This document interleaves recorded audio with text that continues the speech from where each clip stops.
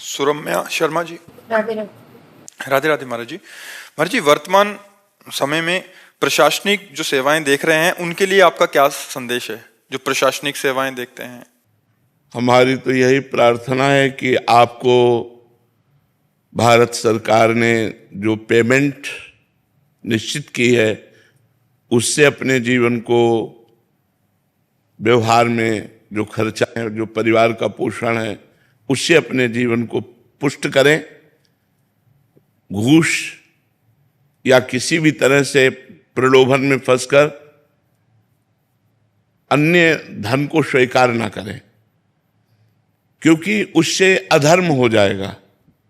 यदि कोई दोषी पुरुष आपको रुपए दे करके अपने पक्ष में आपको करके बच जाता है और निर्दोष दंड पाता है, तो आपकी हानि हो जाएगी। वो रुपए आपके परिवार को बुद्धिहीन करेगा, क्लेश और अशांति पैदा करेगा और आप दुखी हो जाएंगे। यदि आप अपनी सेवा को धर्म मानकर, राष्ट्र सेवा मानकर, भगवत पूजा मानकर करें और जो पेमेंट मिलती है उसी से गुजारा करें, घूस या किसी भी तरह का प्रलोभन न रखें, तो और नाम जप करें, तो इसी से आपको भगवत प्राप्ति हो जाएगी। क्योंकि राष्ट्र सेवा का एक अंग आपको मिला है। आप किसी भी डिपार्टमेंट में हो, राष्ट्र सेवा भगवान की सेवा है। जब राष्ट्र की बात आती है तो वो भगवान होता है। राष्ट्र हमारे लिए भगवान है। तो हम डॉक्टर हैं या मास्टर हैं या पुलिसमैन हैं या कोई भी है या आर्मी है, हम सब राष्ट्र सेवा में लगे हैं, सब राष्ट्र सेवा के अंतर्गत है। तो जो भारत सरकार ने हमारी फीस निश्चित कर दी है कि तुम्हें प्रति महीने इतनी पेमेंट मिलेगी, हमको चाहिए अपने पेमेंट से गुजारा करना, नमक रोटी खा के, भले साइकिल से चलना पड़े, लेकिन धर्म विरुद्ध हम बिल्कुल आचरण नहीं कर सकते। दोषी को कभी हम बख्श नहीं सकते और निर्दोष को कभी आँच नहीं आने देंगे। अगर ऐसी वृत्ति रखी जाए तो हमें लगता है वो सेवा भगवान की प्राप्ति का हेतु हो जाएगी। हमें जैसा कल एक वकील साहब आए थे, हाई कोर्ट में कहीं सेवाएं देते हैं, कि मैंने भी यही जो आपका ये वचन था ये बोले कि अरे इतने से फिर गुजारा नहीं होगा, मतलब फिर मतलब दिक्कत आ जाएगी घर चलाने में। मतलब वो उसके बाद भी वो कह रहे थे कि हम धर्म पूर्वक चलने का प्रयास कर रहे हैं, बट उतना तो करना पड़ेगा इतने, क्योंकि वासनाएं इतनी बढ़ गई हैं, आवश्यकताएं इतनी बढ़ा ली गई हैं कि अब उनके लिए हमको विलासिता के लिए अधिक धन चाहिए। तो अगर अधार्मिक पुरुषों के द्वारा दिया हुआ धन और हम उससे विलासिता, तो यहाँ गुजारा कर लो जैसे कर लो, फिर नरक में गुजारा अच्छे से होगा। कह रहे जब धन दिखता है ना कि इतना दे रहा है तो फिर वो वृत्ति बिगड़ जाती है। तो फिर आगे उसका परिणाम भी तो देखना चाहिए।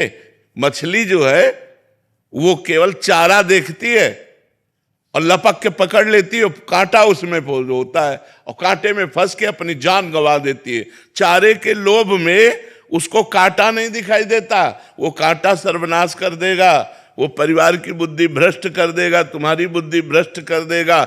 आखिरी परिणाम विनाश ही होगा। लिख लो, अधर्म के द्वारा किए हुए कार्यों का परिणाम विनाश होता है और धर्म के द्वारा किए हुए कार्य वर्तमान में दुखद हो सकते हैं, लेकिन परिणाम में वो सुख प्रदान करने वाले होते हैं। अधर्म के द्वारा किए हुए कार्य वर्तमान में सुखद दिखाई दे सकते हैं, लेकिन परिणाम उनका दुख होगा। पक्का समझ लो, शास्त्रीय सिद्धांत है, भागवतिक सिद्धांत है, इसमें कोई गुंजाइश नहीं है। आप ये देखते हैं, कहने की बात नहीं है कि चंद रुपए के घूस के प्रलोभन में कई अफसर, मतलब उनको अपमानित करके उनको कार में बैठाला गया।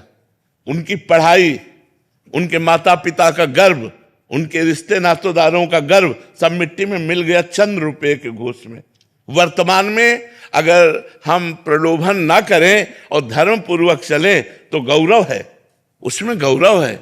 और धर्म पूर्वक ना चल करके आज नहीं तो कल हम अधर्म में पकड़े जाएंगे। 100 चोरी नहीं खुली तो 101 एक के ऊपर बड़ो खुल जाएगी।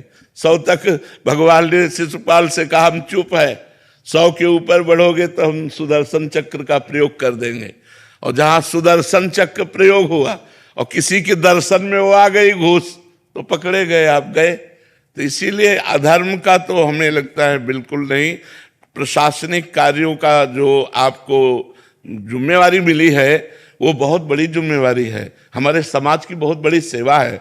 अधार्मिक लोगों को दंड प्रदान करना और धार्मिक लोगों की रक्षा करना, निर्दोष लोगों को सुख प्रदान करना, दोषियों को दंड के द्वारा सुधारना, ये अगर इसमें हम प्रलोभन और भय का त्याग करके, तो यही हमारी भगवान की पूजा बन जाएगी। तो भगवान की कृपा से बात बैठती दिमाग में, नहीं तो धर्म भूल जाते। ठीक बात है, वो वकील ठीक कह रहे थे। मतलब अच्छे वो सुनते हैं आपको, पर कह रहे मतलब फिर वृत्ति चेंज हो जाती है।